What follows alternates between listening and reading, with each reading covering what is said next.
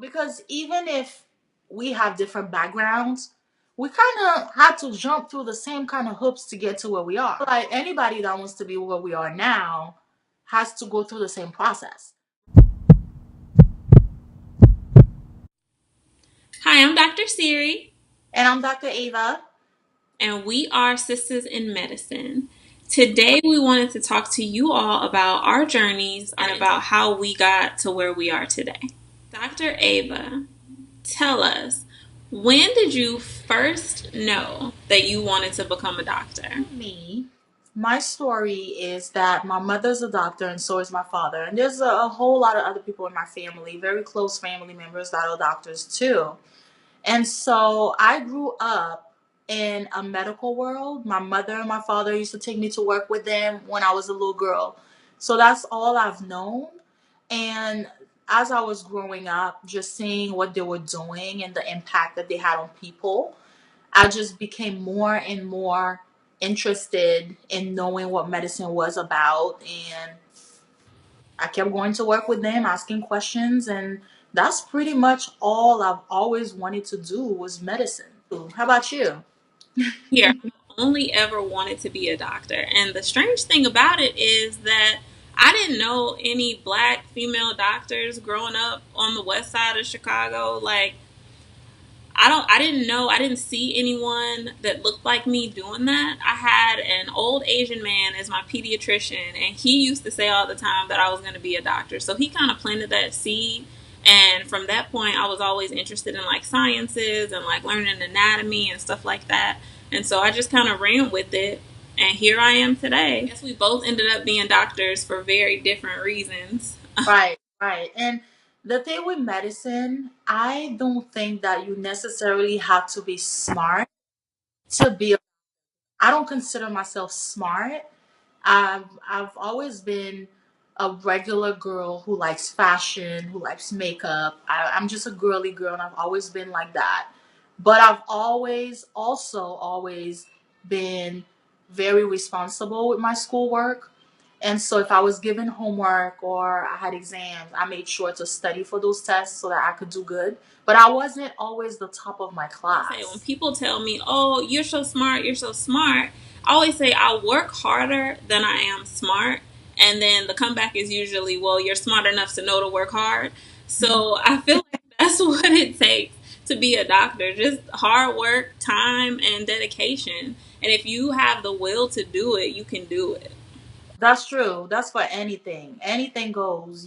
Whatever you want to be, whatever you want to do, you could do it if first and foremost you put your mind to it. That's one. Once you put your mind to it, you don't let anything distract you. You stay focused. Focus is the key. Focus is the key for me. There's so much going on in the world. There's so much stuff to do. There's always movies coming out. There's always parties going on. There's always the mall. There's always friends wanting to hang out. For me, I had to remind myself what my purpose was and what my goal was. And I did everything I could to stay focused and remain on the same path so that I don't get distracted because it's so easy to get distracted. Focus for me was the main thing. And also associating myself with people that thought the same way I thought, people that had the same drive and the same goals that I had in school. I stuck around with these people, girl. I don't know if you felt like this, but college for me, like before I went to college, my brother was the first person in our family to go to college, and he's 14 years older than me. So when I got ready to go to college, the first thing he said to me was, "Listen, college is one big party with classes in between. Just remember that." So getting there, I thought he was joking, but it's legit the truth. It's true.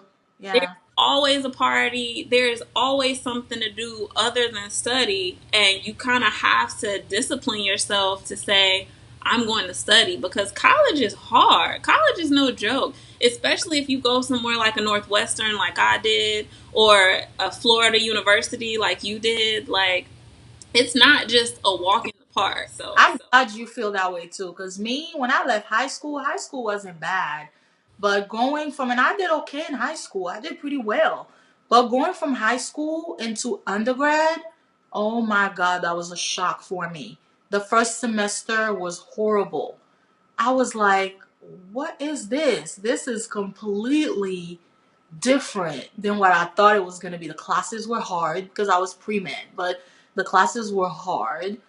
you required to have you're required to have so much discipline because you have classes to go to, you have to study, you have to, pass your exams, and then like you said, in between all of that, there's so much to do. It's a whole different world, especially if you move out of your house. And I moved out of home. I went away from home, Yeah. and I felt free. So it's really, really hard. But once again, my main word is focus. What people also have to understand is based on what you want to achieve, there's a timeline for that.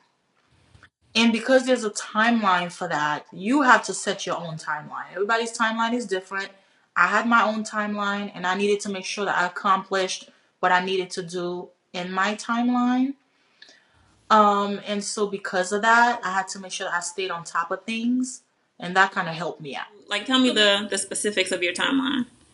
So when I was a little girl, I knew I wanted to be a doctor, but I don't think I registered what it took until I started high school. Is when I started doing my research and realizing what it was going to take to get to this point. And the main thing that stuck to me was the time. It takes a long time. Let's tell the people how long you went to you school. need you need 4 years of undergrad, Hmm.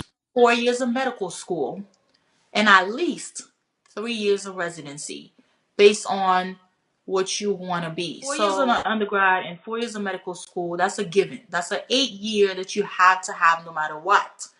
And now, after you're done with medical school, there's a minimum of 3 years if you want to be family medicine, pediatric, internal medicine. Like some careers are 3 years, but it's a minimum of 3 years. And it could go up to 5, 6, 7 years, even more, based on how super specialized you want to be. And so you have to look at it as a minimum of 4 undergrad, 4 med school, and 3 residency minimum. Together, that's 11 years. So you're looking at 11 years at a minimum. And so when I realized that in high school, I still knew that I wanted to do it. I still knew it was going to be a challenge. And so that was the timeline that I looked at. 11 years. It's going to take me 11 years from point A to point B. Man, I don't got no time to waste. If this is really what I want to do, I got to get on it and waste no time. I cannot afford to fail a class because then I will put me back and extend my timeline.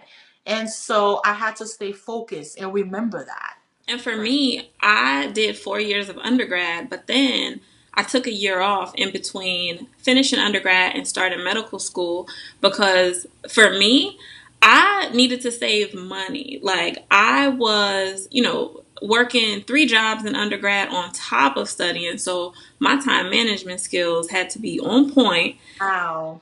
I don't know how you did that because Me I had either. no job ever. Like my first job was when I completed residency Wow.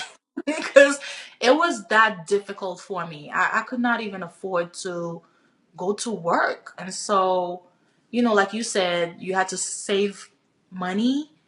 I just took student loans. It's expensive. Yeah, and I did take student loans out. So for me, being an undergrad, I had federal loans, but then I also had to compensate and pay a little extra. And I didn't want a ton of loans in undergrad because I knew that I was going to take out a ton of medical school loans.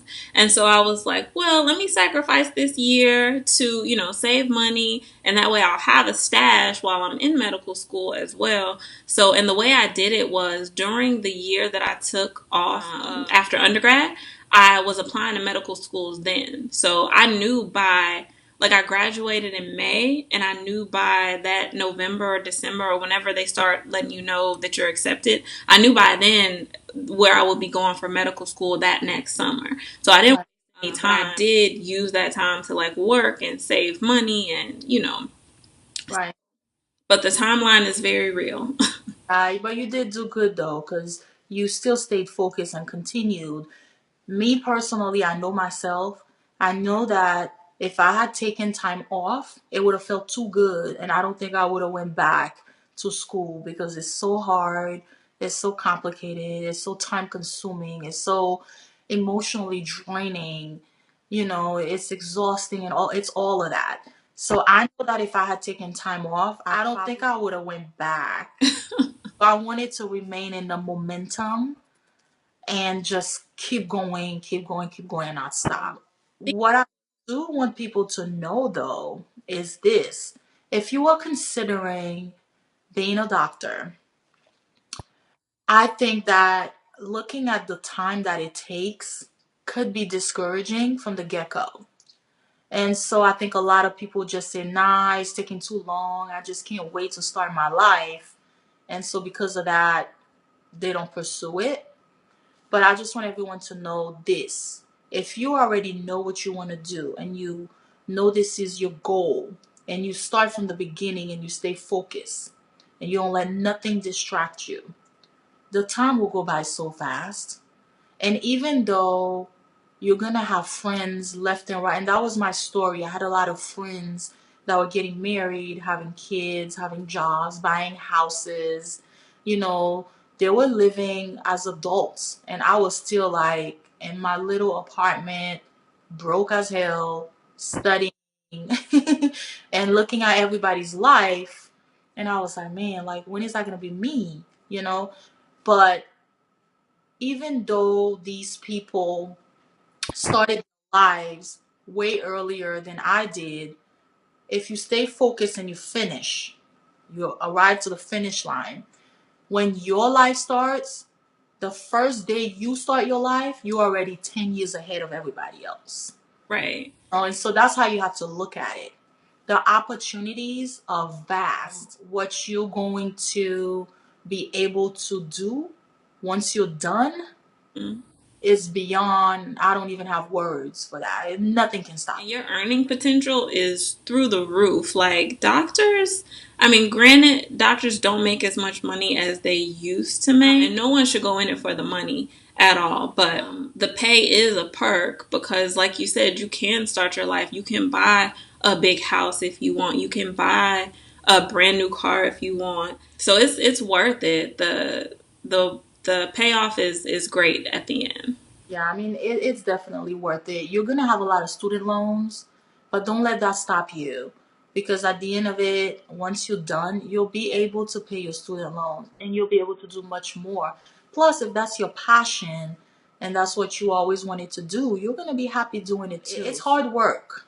Don't get me wrong. Even when you're done, you're still going to work. But the opportunities that you're going to have to be able to better yourself and do more is amazing. I Yeah. totally agree. Yeah. So I guess that's all for today, guys. If you have any questions for us about anything we've said today, just ask below, leave a comment below. Don't forget to like and subscribe and let us know what you want to hear about next time. So until next time, bye. Bye.